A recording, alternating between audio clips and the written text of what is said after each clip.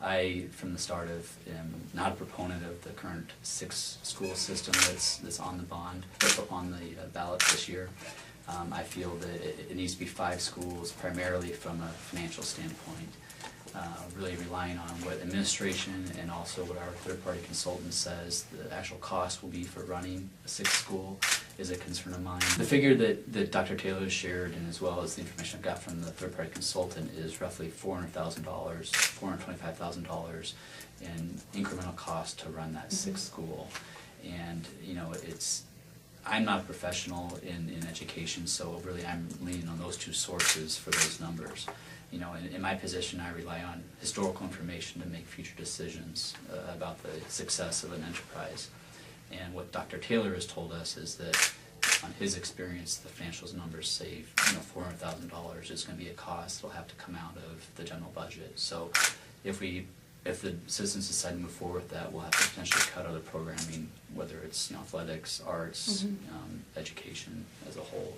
There'll be some cuts needed. Talking with various, you know, prior board members and other educators, I have learned a lot about collaboration with teachers.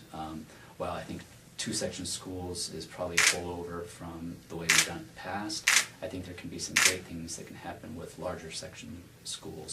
There can be a lot more collaboration between teachers. You know, teaching techniques can be, you know, talked about more frequently.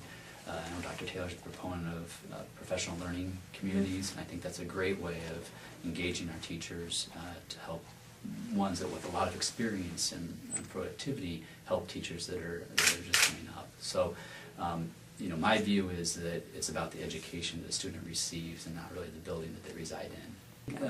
From the people I've talked to, they feel that maybe their voice isn't being heard as far as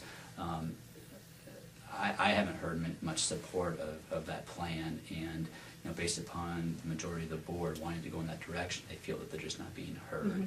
And it still comes down to, you know, how are we serving our kids, and it's really not about the brick and mortar. It's about the experience in those teachers in that classroom.